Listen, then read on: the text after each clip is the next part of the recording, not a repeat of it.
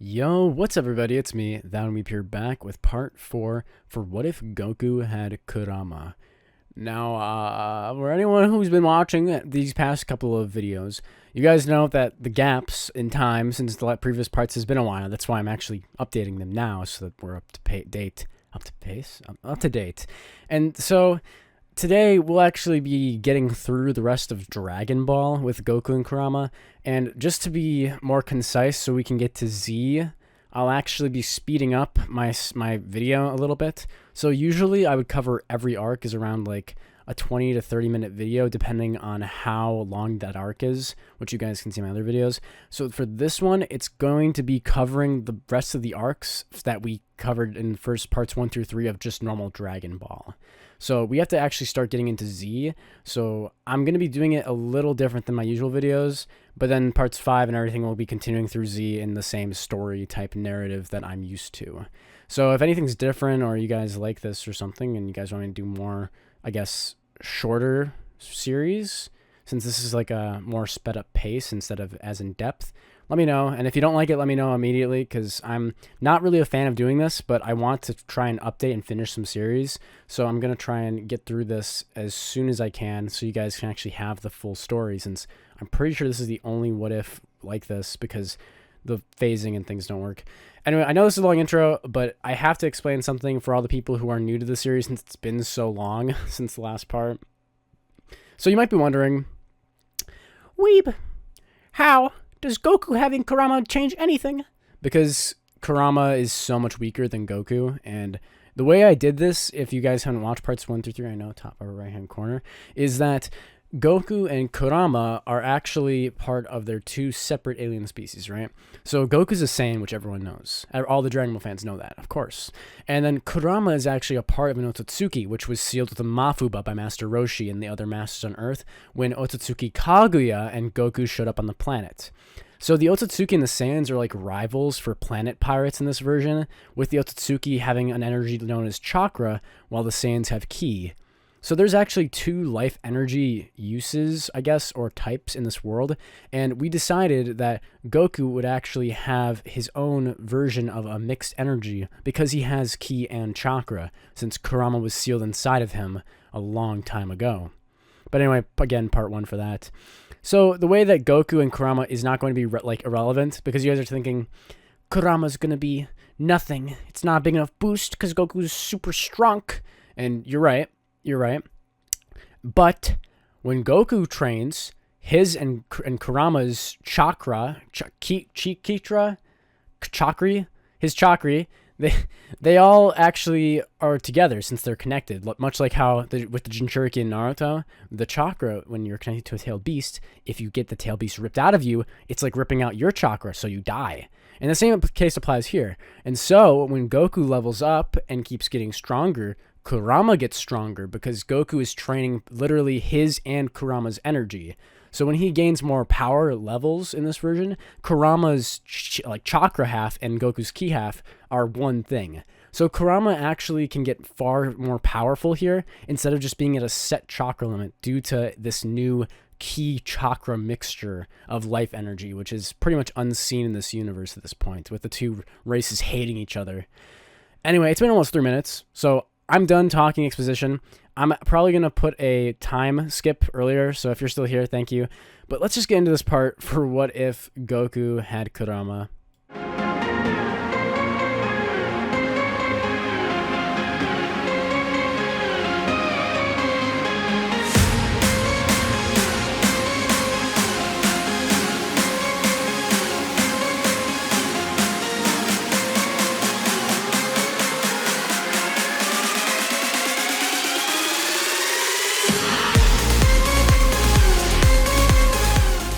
So last time, Goku actually met his equivalent son Goku, being the Four Tails, along with the Ox King and Chi-Chi.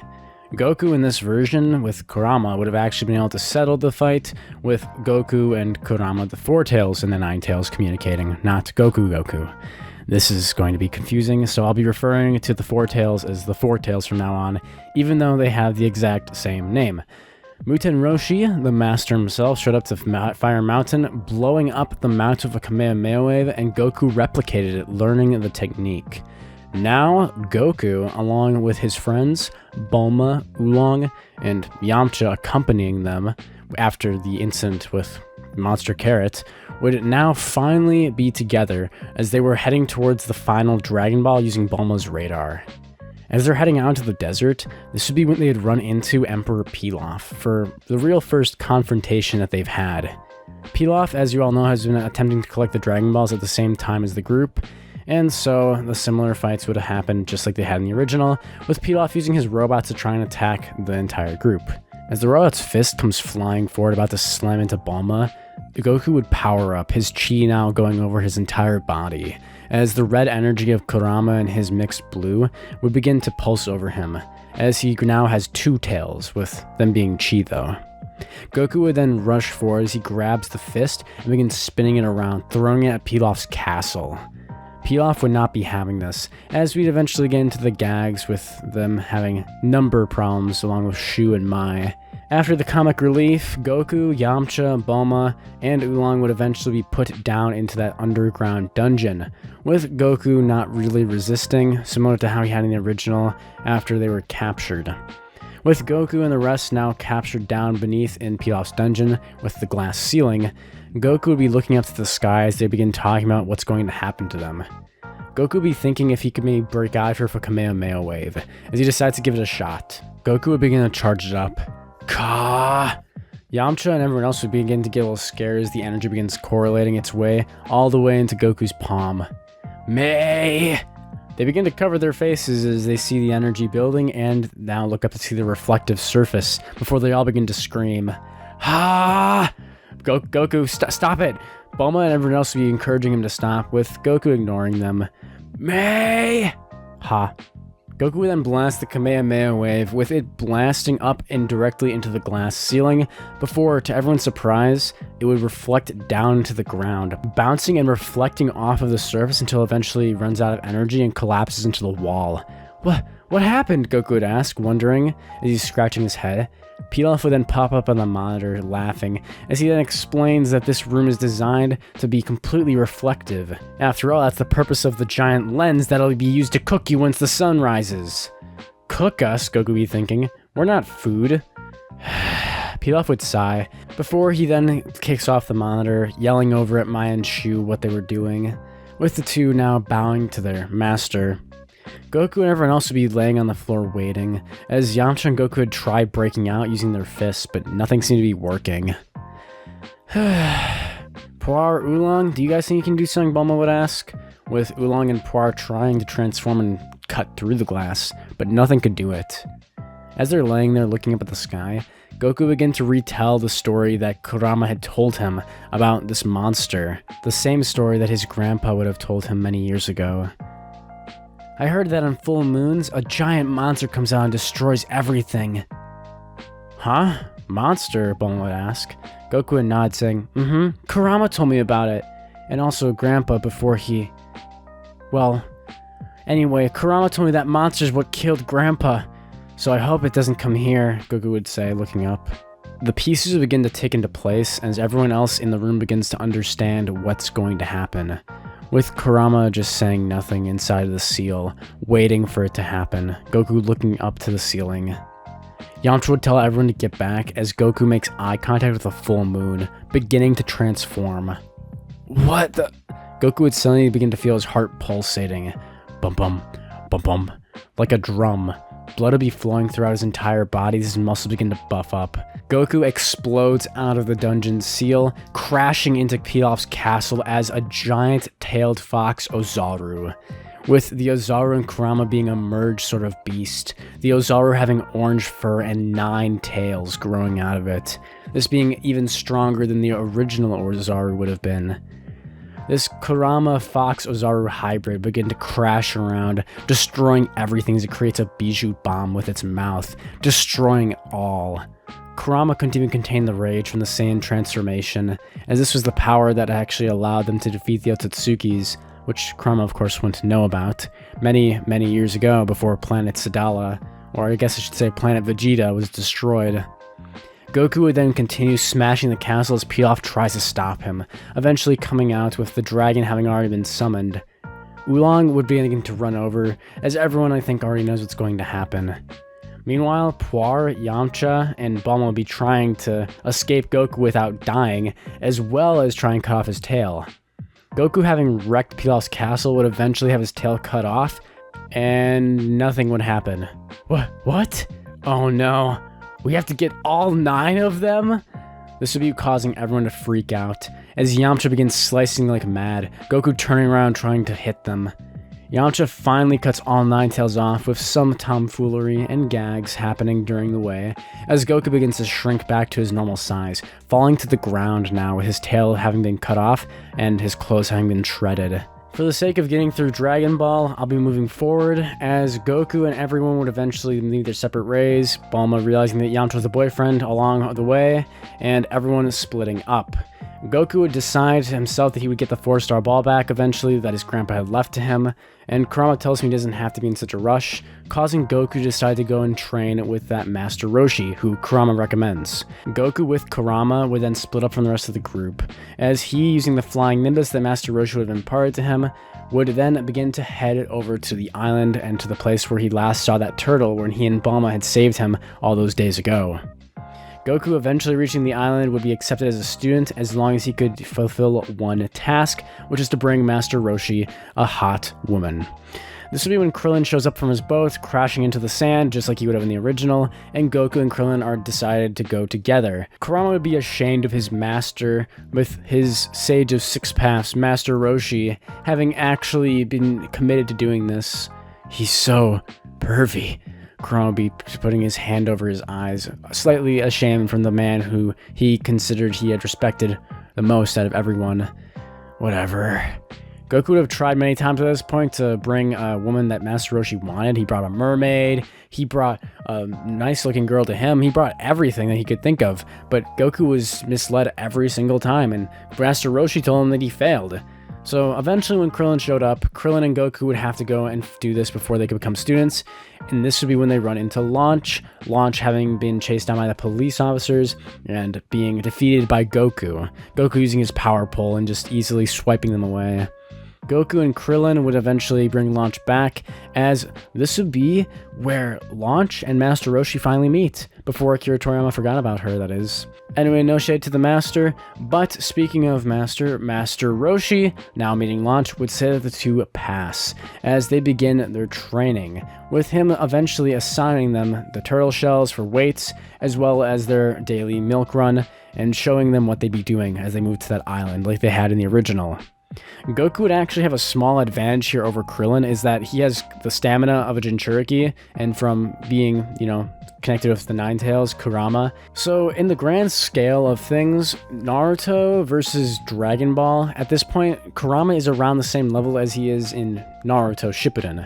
So Goku has a big lead, being probably around similar strength to Raditz at this point, with Kurama's help. So doing this training would mean that his stamina wasn't going to burn as fast as Krillin's, causing Krillin to feel really left behind. So Goku would actually be doing more training with Master Roshi, because Master Roshi would be stumped, realizing that Goku wasn't actually taking any damage, or actually growing. And so Roshi would eventually come to decide to do a speed test, to see Goku's limits. With Goku and Krillin both participating, Krillin would make an impressive score, and Goku would do the same. Goku actually tapping into the Ninetails' power to use as fast as he could go, moving about similar to speeds that the flying Raijin could do. Superhuman. Master Roshi would be impressed, but it was nothing compared to his speed, at least yet, but it was dangerous. He would tell Goku to try it again without using the Ninetails, and using Kurama. This would be when Goku would run by himself and still outspeed Krillin, but only just, since his shoe is still damaged.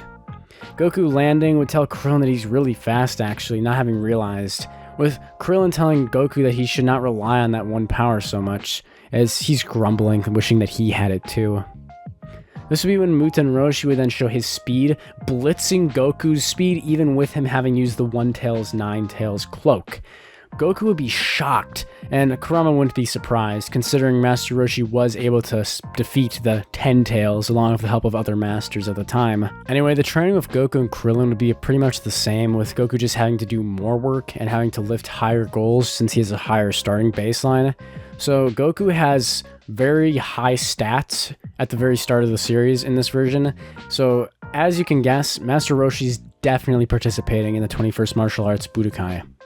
And so the day would finally come where it was time for the World Martial Arts Tournament, and Goku, Kurama, Krillin, and Master Roshi would head over to the stage, with them taking flight as Goku was now on a plane for the first time in his life, asking Kurama how it works as he's pointing out.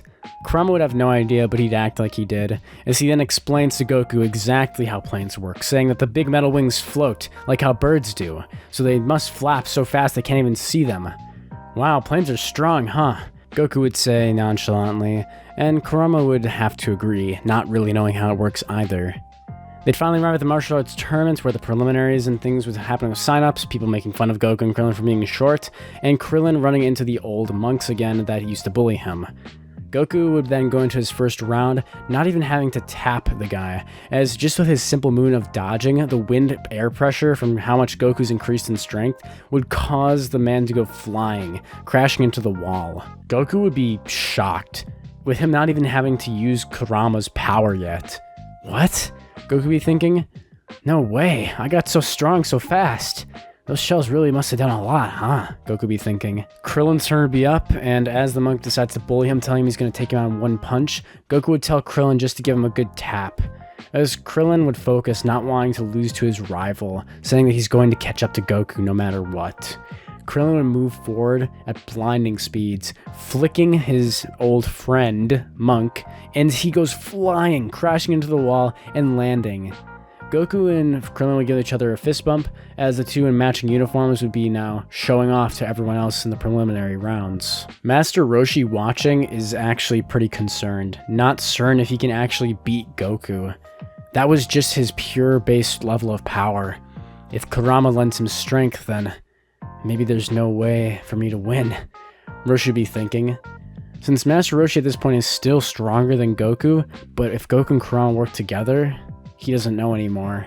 Goku's increased enough of his own power to this point where Goku is comparable in strength to the point where he might even be able to beat Master Roshi by himself. That is, as long as he doesn't go all out. Goku and Krillin would make their way through the upper levels of the tournament, with everything happening pretty much the same in the gags with Krillin and Bacterium and everything. Goku versus Nam would be kind of sad, actually, with Nam not even being able to hit a single hit on Goku. Goku actually having learned a technique that he came up with Kurama knowing how to do the Bijudama and Goku knowing how to do the Kamehameha wave. This would be when Goku would create a Kamehameha-style Rasengan. Effectively, that's what it is. Goku would charge up the Kamehameha wave and then condense it into using his chi to a small ball, increasing the power. He got the idea from Kurama using his Bijudama, which is a technique he can use when he's in the tailed beast state, and decided to combine it with his technique, the Kamehameha wave. Goku combining the two would have devastating power. The moment that Nail tries to land to the ground and Goku tests it for the first time, Nail would get obliterated, slamming out of the ring and completely knocked out with so many ribs shattered. It would be a slaughter. Roshi would be terrified having seen Goku combine that technique with the power of the tailed beast. There's no way. I have to win this, but how? Roshi would come up with an idea, as his fight would be with Goku pretty soon in the semifinals. He would then contact Kurama using the Tailed Beast meeting point, the other Tailed Beasts showing up wondering what's going on, why Master Roshi was summoning them. Master Roshi would tell them to calm down, saying he only wanted to talk to Kurama. The other Tailed Beasts now sighing as they leave, telling him that he shouldn't use this so commonly. As this would be when Master Roshi would tell Kurama that during the semifinals he doesn't want him to help Goku. What? Why? Kurama would ask.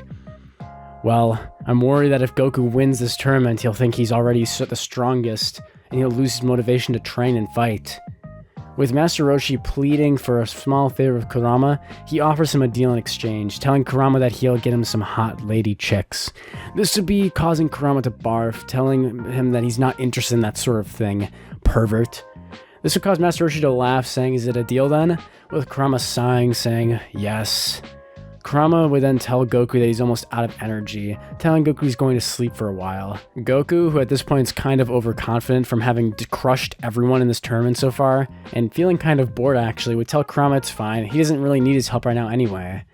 Goku would then go off into the semifinals, with Krillin having been defeated by Muten Roshi, or I guess you should say Jackie Chun, much like the original. Now the main fight of the tournament, that being the finals of Muten Roshi versus Son Goku. Goku versus Jackie Chun would be just as impressive as the original, with Goku basically having the same fight repeat, since Kurama wasn't able to help him. However, since he has two chi techniques he can use, the Kamehameha Wave, as well as the Biju Kamehameha, which trades for more power but less range, Goku would have now two effective techniques as he tries to attack Master Roshi using his chi. This is where we come to find the first weakness of Goku's power, that being that his chi is much less potent than ki. Ki, while being less precise and less easy to manipulate as chakra, with chakra having hand seals, is much more powerful than chi. So chi, in order to use effectively, Goku has to balance his power and his control, which, as you guys know, isn't necessarily Goku's forte, considering he's sort of a meathead. Goku would be using a ton of energy wasted as he's fighting Master Roshi, feeling like he's going to pass out. But why? Goku would be thinking. He barely fought earlier and he wasn't even sweating. Roshi would be using multiple techniques as Goku would have to tap into his own memory, using the crazy monkey to fight off the drunken fist, as well as the other wacky techniques his grandfather had taught him that Master Roshi knows. The fight would continue on into the night as the moon begins to rise. This would be when Goku's transformation would begin. This time, due to Kurama not giving Goku his aid, this would be when Goku would transform into just the regular Great Ape, not the nine-tailed Great Ape. Goku transformed would have the same effect in the original, as then Master Roshi would blow up the moon, taking out his transformation as he falls to the ground before waking up and continuing the fight. With now Master Roshi coming with the same idea, saying that he'll have one last kick, as the two then run at each other, with Master Roshi barely getting the win as he slams into Goku's cheek first, hitting more damage, as Goku would pass out. Kurama would contact Master Roshi asking if he did a good job, and Master Roshi would confirm, saying he did excellent, with the two giving each other a fist bump in their mental image. Goku would try and pull himself up, but it was over. Goku would fall to the ground unconscious, now inside of his seal, talking to Kurama, asking why he didn't help him, with Kurama saying that Goku should look out for himself sometimes. Goku would turn around saying, "Stingy, I thought you were my friend," as Kurama smiles, saying he is. Goku would sigh, not being one to hold grudges. He says, "Whatever, that guy was pretty strong though. I don't know if we could have even taken him if both of us worked together." Kurama would smile, saying he is pretty strong, isn't he? With Master Roshi taking Goku and the rest of all of his friends out to dinner, Goku would eat the prize money away, just like the original, as we then lead off into the start of the Red Ribbon arc. If you guys want another part, which will be covering the Red Ribbon arc as well as the 22nd martial arts budokai, that being the one of Tenshinhan, then make sure to hit the like button, comment down below what you thought. I know this was kind of rushed compared to my other type of videos, but this is similar to a lot of what other Dragon Ball YouTubers do, not as in-depth as my style. If you guys want me to make this a longer series, I can do more parts, but it'll take longer. As I'm saying, I'll probably slow down once we get into Z, so I can make it more in-depth, since that's kind of the main story. But Dragon Ball is one of my favorite parts of the story, so it's kind of a shame we have to skip it so fast, but we do need to get through it so we can actually get into the bulk of the story. So yeah, that'll be covering part 4 for What If Goku had Kurama, and I'll see you guys in the next one. Goodbye.